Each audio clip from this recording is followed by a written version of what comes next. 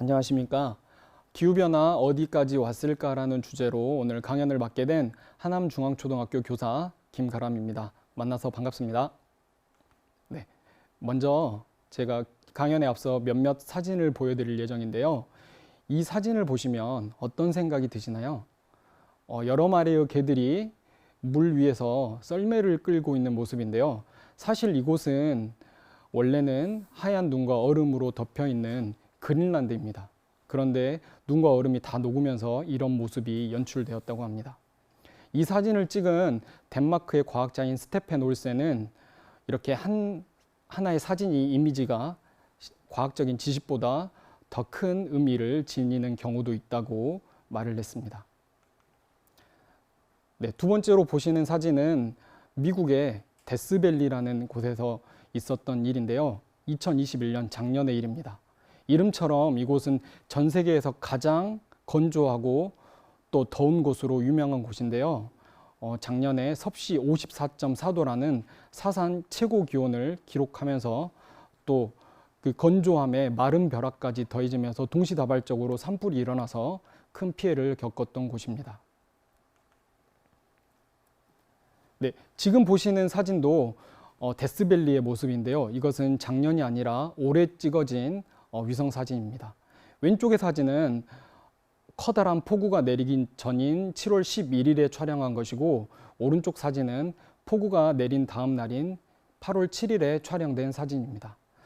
이곳의 연평균 강수량은 50mm 정도라고 하는데요. 이때 내린 폭우는 어느 정도였냐면 약 3시간 동안 37mm라는 강우량을 기록하게 됩니다. 365일 동안 내려야 될 비가 단 3시간 만에 거의 연평균 강우량의 75%를 기록하게 된 것이죠. 오른쪽의 사진을 보시면 데스밸리가 마치 커다란 푸른 대형 호수처럼 보이고 있습니다. 네. 이번 사진은 국토의 약 3분의 1이 물에 잠긴 파키스탄의 모습입니다. 원래 인도와 파키스탄은 6월부터 9월까지 우기라서 이 기간에 비가 오는 것은 굉장히 자연스러운 일인데요. 올해는 평소에 내리던 비의 약 2배에서 3배 정도의 비가 내리면서 이런 커다란 피해를 입었다고 합니다. 코로나 기간에 있었던 경제난, 그리고 이런 비 피해로 인한 식량난, 거기다가 이재민들에게 발생한 말라리아나 콜레라 같은 질병까지 더해지면서 굉장히 큰 위기를 겪고 있다고 합니다. 네, 그리고 우리나라에서 작년부터 이렇게 이슈가 되고 있는 내용인데요. 여러분 4월 5일이 무슨 날인지 아시죠? 네, 식목일입니다. 식목일이 지정된 것은 1946년인데요. 이때만 하더라도 식물 생장에 아주 필요한 온도인 6.5도에 이르는 시기가 4월 5일 이 시기였다고 합니다. 그런데 최근에는 우리나라도 굉장히 따뜻해지면서 6.5도라는 온도가 4월 5일이 아닌 3월 20일 정도에 이미 도달한다고 해요. 그래서 우리나라도 식목일을 지금처럼 4월 5일이 아닌 3월 20일 근처로 옮겨야 되지 않냐, 이런 이야기가 많이 나오고 있는 시기입니다. 이와 같은 기후 변화가 왜 일어나고 있는지 알아보기 위해서는 먼저 관련 개념인 기후와 날씨에 대해서 알아보는 것이 좋겠습니다. 먼저 날씨는 시시각각 변하는 우리의 기분과 같이 매일 또는 단시간의 시간 동안 변화하는 기상의 상태를 말하는 것이고요. 기후는 잘 변하지 않는 우리의 성격처럼 아주 오랜 시간 동안 서서히 변화하는 평균적인 기상 상태라고 말할 수 있습니다. 다시 말해서 날씨는 비나 눈, 우박 이런 것처럼 매일매일 변화하는 기상 상태를 의미하고, 기후라는 것은 우리나라와 아프리카의 기후는 서로 다르죠. 우리나라는 온대기후에 속하고 아프리카의 많은 부분은 열대 기후에 속합니다. 이런 것들을 알고 있으면 오늘 도움이 되겠습니다. 그러면 이러한 기후변화가 일어나는 이유는 무엇일까요? 네, 가장 큰 이유는 역시나 우리 지구에 들어오는 태양 복사 에너지 때문인데요.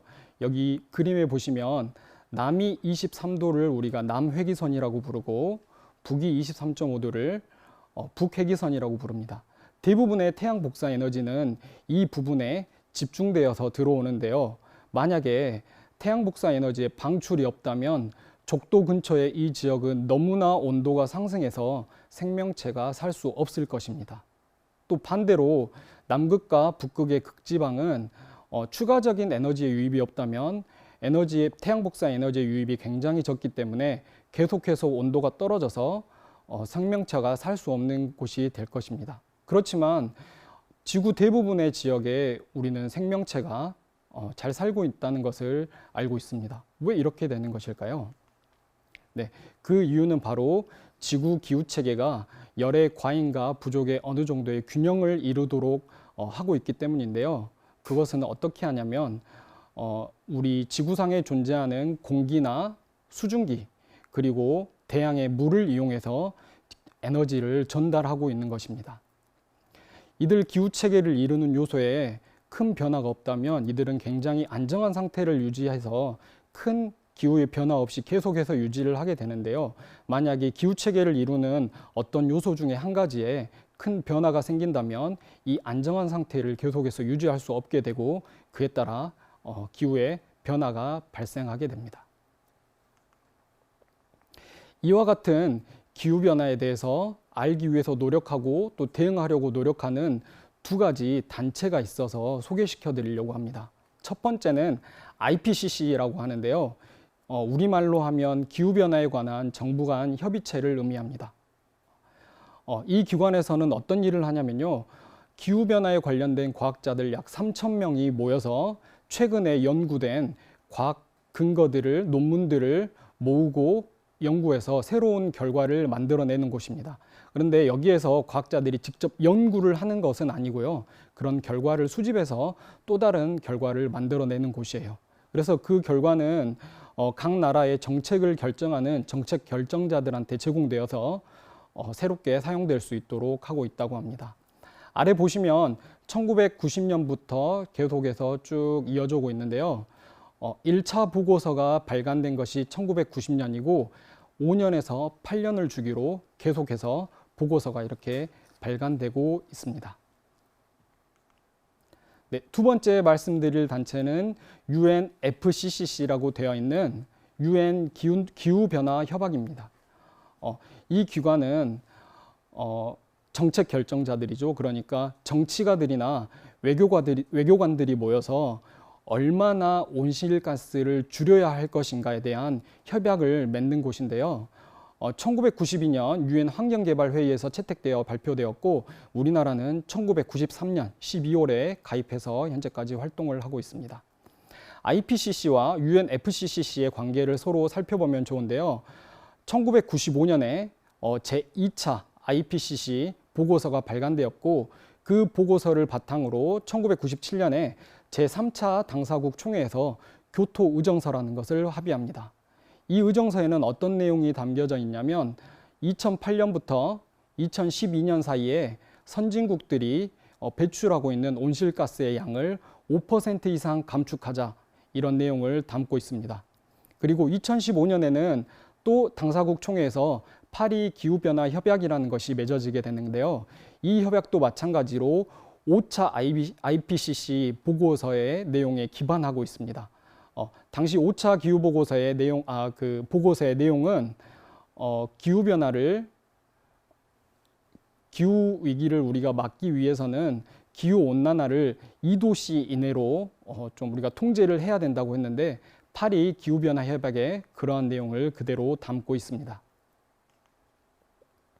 네, 그리고 지금 보여드리는 IPCC 6차 보고서는 작년에 등장했습니다. 2021년에 등장했는데요.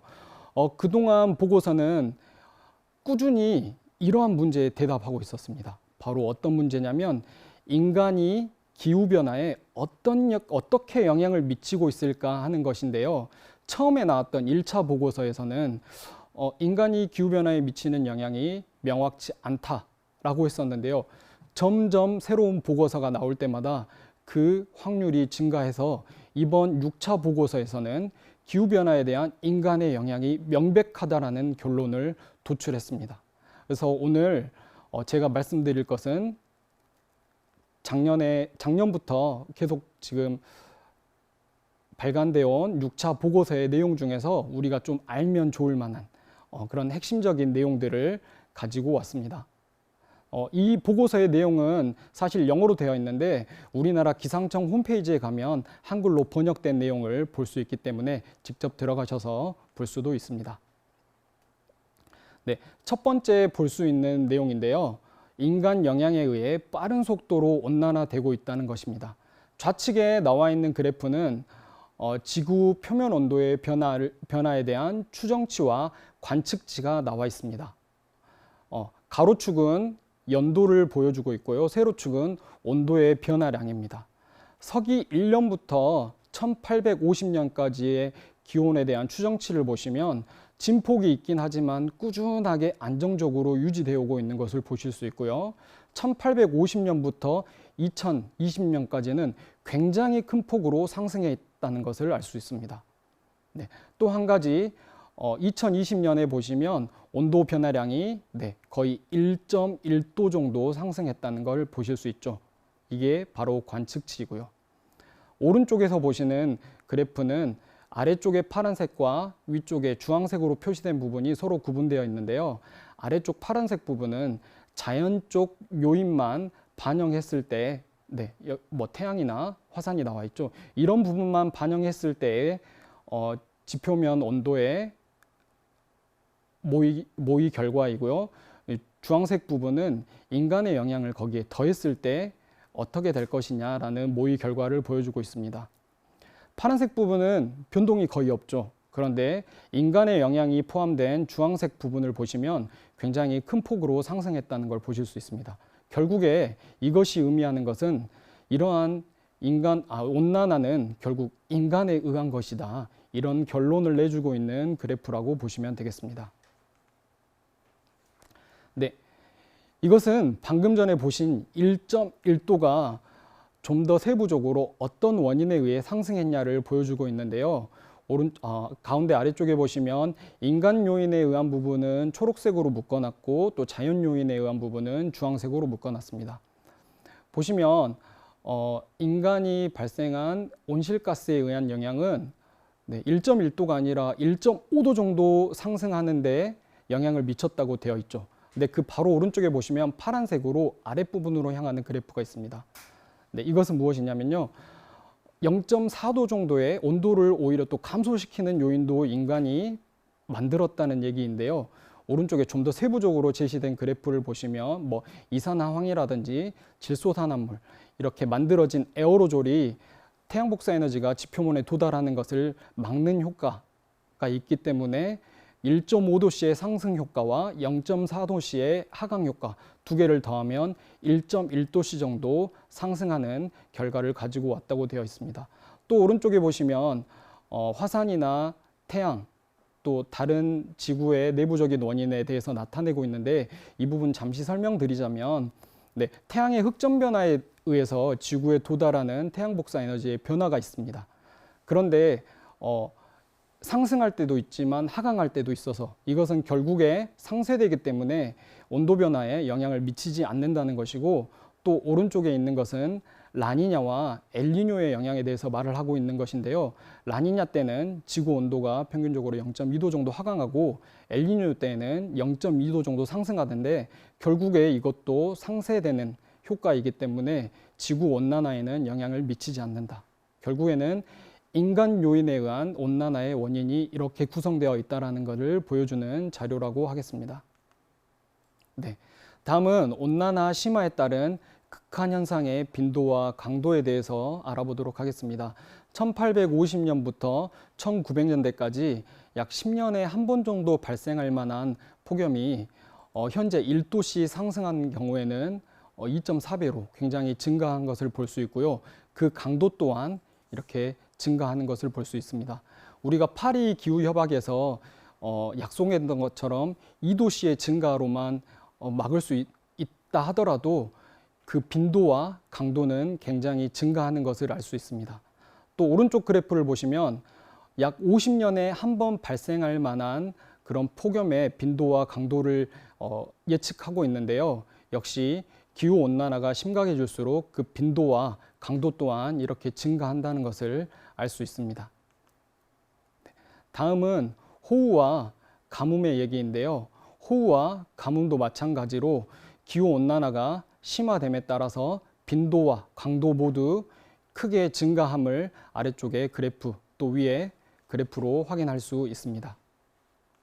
네, 다음은 온실가스 배출량 현황입니다.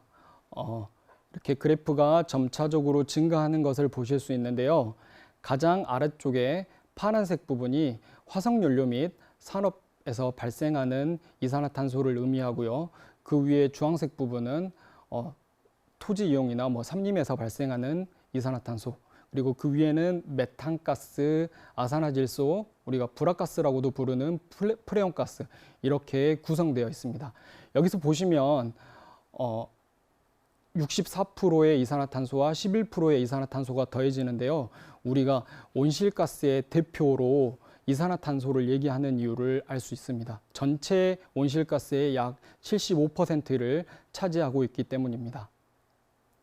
보시면 화석연료에서 배출되는 이산화탄소가 1990년 대비 2019년에는 1.6배로 증가했고요. 나머지 기체들도 전부 다 증가했음을 알 수 있습니다.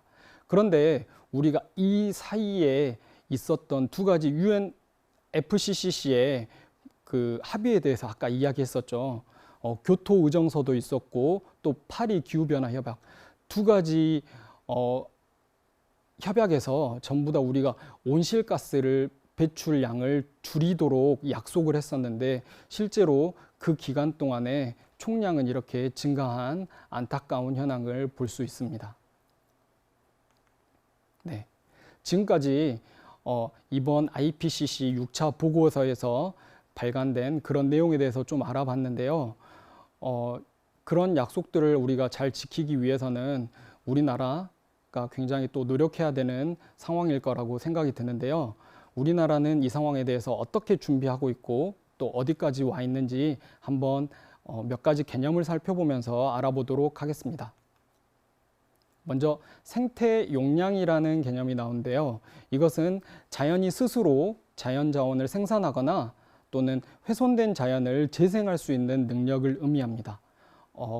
왼쪽 위에 보시면 농경지라고 되어 있는데요. 사람들이 식량을 생산하기 위해 필요한 농경지의 넓이, 또 가축을 이렇게 기르기 위해 필요한 목초지, 나무를 이용하기 위해서 사용하는 삼림, 또 해산물이나 수산물을 어획하기 위한 어장, 시가지, 그리고 우리가 각종 생활하면서 발생한 탄소를 다시 포집하기 위해서 필요한 넓이, 이런 것들을 다 합쳐서 우리는 생태 용량이라고 부르게 됩니다. 네, 생태 용량 초과의 날이라는 개념이 나오는데요. 이것은 국제 생태 발자국 네트워크에서 발표하는 인류가 지구 자원을 사용한 양과 배출 규모가 지구의 생산 능력과 자정 능력을 초과한 날을 의미합니다. 다시 말해서 생태 용량보다 우리가 더 초과해서 이 자원을 사용해 버린 것을 얘기하는 것이죠. 1970년대까지만 하더라도 이 초과한 날이 12월 달에 있었는데요. 올해 발표된 날짜를 보면 7월 28일에 생태 용량을 이미 초과해서 우리가 사용하고 있다고 합니다. 지금처럼 만약에 우리가 자원을 사용한다고 한다면 1.75개의 지구가 필요하다는 내용이라고 합니다. 가운데 그림을 보시면 각 나라별 생태 용량 초과의 날이 표시되고 있는데요. 지금 월드컵이 열리고 있는 카타르의 경우에는 2월 10일, 또 좀 내려오면 미국은 3월 13일, 네, 더 내려오면 대한민국이 있는데 대한민국은 4월 2일에 생태 용량이 초과되었다고 합니다. 365일 동안 사용해야 될 우리나라의 자원이 94일 만에 모두 소진된 것이라고 생각하면 되겠습니다. 네, 다음은 생태 발자국입니다. 모든 일상생활의 영향은 지구에 발자국을 남기는데 인간이 자연에 어떤 영향을 끼치는지 측정하는 지수입니다.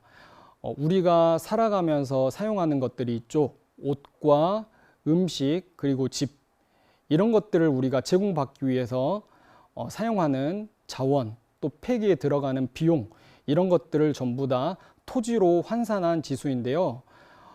우리 지구의 모든 공간을 인구로 나누었을 때 지구가 감당해낼 수 있는 면적은 약 1인당 1.8 헥타르라고 합니다. 그런데 우리가 실제로 사용하는 이런 생태 발자국은 선진국일수록 높고 우리나라는 2016년에 벌써 5.7 헥타르에 달했다고 합니다. 방금 전에 말씀드렸던 생태 용량과 그럼 생태 발자국은 어떤 관계가 있을까요? 생태 용량이 자연자원과 서비스의 양을 추산하고 계산한 것이라면 생태 발자국은 이에 대한 인류의 수요를 추산한 것입니다.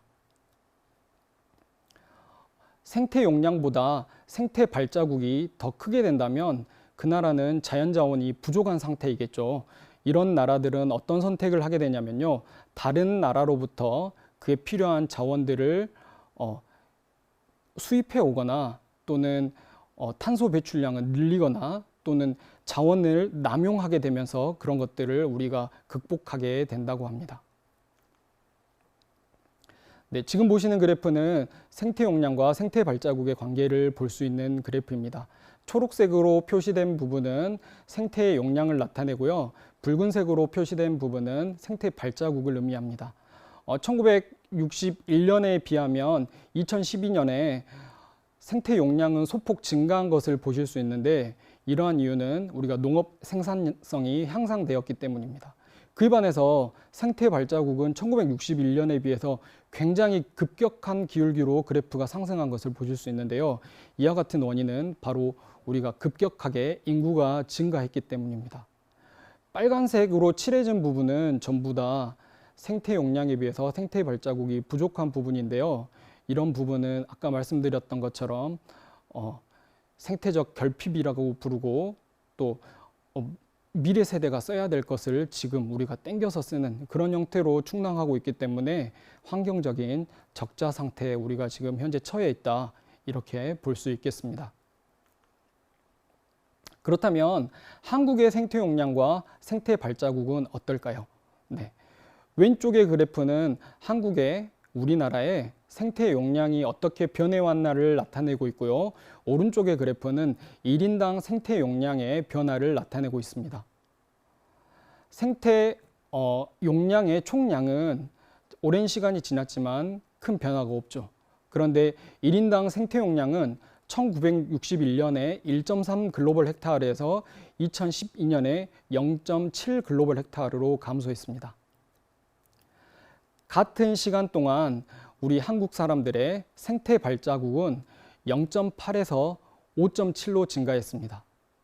그러면 5.7을 0.7로 나누면 8이 조금 넘는 숫자가 나오겠죠.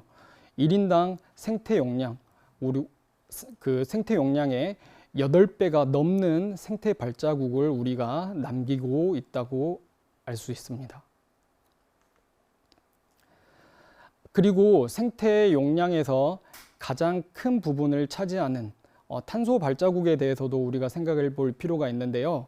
한국은 세계에서 8번째로 탄소 발자국이 큰 그만큼 탄소 배출을 많이 하는 국가입니다. 전 세계 총량의 1.7%를 배출하고 있는데요. 한국의 인구는 전 세계 인구의 0.7%입니다. 인구보다 훨씬 인구에 비해서 훨씬 많은 양의 탄소를 배출하고 있기 때문에 우리나라도 앞으로 탄소를 배출을 많이 줄여야 한다고 생각할 수 있겠습니다. 지금까지 우리나라의 탄소 또 탄소 발자국, 생태 발자국, 또 생태 용량에 대해서 생각해 보았는데요. 생각보다 우리나라의 이런 배출량이 많다는 것을 알 수 있었습니다. 그렇다면 이러한 부분들을 우리가 개선하고 또 앞으로 기후변화에 대응하기 위해서는 어떻게 해야 될지 한번 생각해 보도록 하겠습니다. 네, 첫 번째 방법으로 신재생 에너지의 사용이 있습니다. 지구온난화의 가장 주범인 온실가스를 줄이기 위한 방법입니다. 기존에 우리가 많이 사용하던 석유나 석탄은 온실가스 배출이 굉장히 큰 자원들이죠. 그래서 그러한 자원 대신에 새로운 에너지, 또 재생 가능한 에너지를 사용하는 것인데요.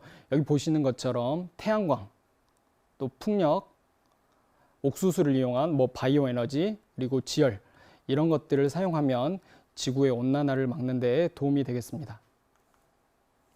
네, 두 번째는 효율적인 물 관리가 필요합니다. 처음에 보셨던 것처럼 굉장히 극단적인 기후현상이 많이 일어나고 있습니다. 폭우가 오기도 하고요. 또 가뭄이 일어나기도 하는데 이러한 빈도와 강도가 증가하고 있다는 것입니다. 한마디로 말하면 물이 너무 많아서 문제가 생기기도 하고 또 너무 부족해서 문제가 생기고 있다는 것입니다. 그래서 이러한 물 자원을 효율적으로 관리할 필요가 있는데요.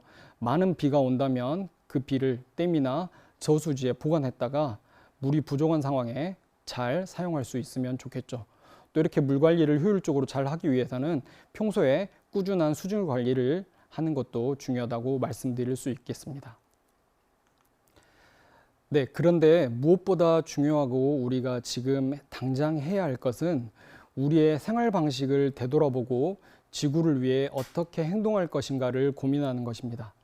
여기 보시는 것들은 생태 발자국에서 가장 높은 비율을 차지하는 4가지를 조사한 자료인데요.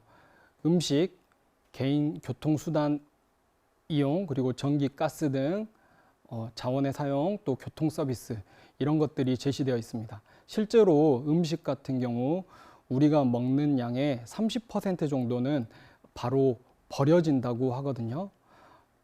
그래서 이와 같은 생태 발자국을 줄여야지만 우리가 원하는 예전에 파리 기후변화 협약에서 약속했던 것처럼 2도씨의 감소, 또 최근에 얘기하고 있는 것처럼 1.5도씨의 감소에 이르기 위해서는 아래와 같은 우리의 행동 변화가 꼭 필요합니다. 중요한 내용이니까 우리가 모두 다 알고 있는 거지만 다시 한번 읽어보면 가공식품 줄이기, 또 과대포장 제품 피하기, 육류보다 과일, 채소 자주 먹기, 전기자동차나 연비가 좋은 자동차를 고르기, 냉방은 1도 높게, 난방은 1도 낮게 설정하기, 가능한 걷거나 자전거 및 대중교통 이용하기, 이런 것들이 필요합니다.